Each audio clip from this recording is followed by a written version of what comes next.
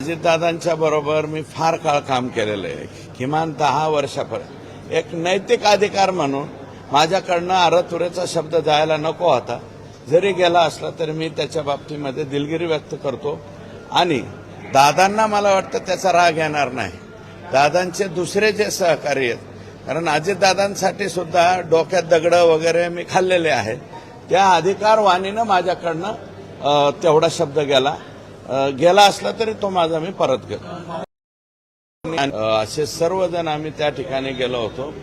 एक common minimum programme जे म्हणतो ना आपण, तसा कॉमन सब्जेक्ट हाच होता की या तपासावरती आणि याच्यावरती परिणाम होऊ नये म्हणून श्री धनंजय मुंडे साहेबांचा राजीनामा त्या ठिकाणी घ्यावा किंवा त्यांना बिनखात्याचं मंत्रिपद द्यावं. जोपर्यंत हे ॲक्शन होत नाही, जोपर्यंत या प्रकरणाचा हे जे आहे चार्जशीट दाखल होत नाही, तोपर्यंत त्यांनी पदावरती राहू नये. आणि हीच टीम प्रयत्न करतायत संभाजीराजे, आम्हाला माहिती नाही, आम्ही पण प्रयत्न करू. हे मुख्यमंत्री महोदयांना सुद्धा या बाबतीमध्ये भेटणार आहे. तुम्ही मुख्यमंत्र्यांना राजीनाम्यासंदर्भात भेटणार आहात, मात्र तुमची आणि निलेश घेवळ मी राजीनामा वगैरे एवढ्यासाठी नाही भेटणार. फक्त साहेबांना आम्ही जाऊन जे काही वस्तुस्थिती आहे आणि त्यांना सांगायची काय गरज आहे. त्यांच्याकडे गृह खाते आतापर्यंत बहुतेक बरीच माहिती वगैरे त्यांच्याकडे आली असेल. ते गृह खात्याचे प्रमुख आहेत, राज्याचे प्रमुख आहेत. आम्ही छोट्या लोकांनी सांगण्याची आवश्यकता आहे का? आमची तेवढी अवकात नाही. फार तर संभाजीराजे आणि इतर विरोधी पक्ष म्हणून ते जाऊ शकतात. आम्ही जाणं एवढे काय आमची लायकी नाही असं आम्ही म्हणतो.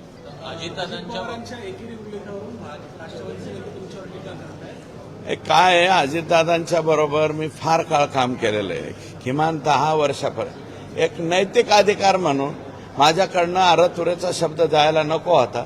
जरी गेला असला तरी मी त्याच्या बाबतीमध्ये दिलगिरी व्यक्त करतो आणि दादांना मला वाटतं त्याचा राग येणार नाही. दादांचे दुसरे जे सहकारी आहेत, कारण अजितदादांसाठी सुद्धा डोक्यात दगडं वगैरे मी खाल्लेले आहेत, त्या अधिकारवाणीनं माझ्याकडनं तेवढा शब्द गेला असला तरी तो माझा मी परत घेतो.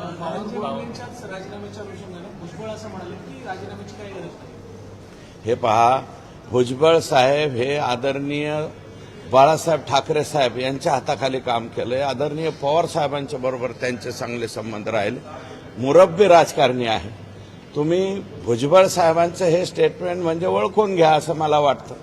ते नाही म्हणाले म्हणजे त्याच्यात काय आहे का नाही हे तुमचं तुम्ही ओळखून घ्या.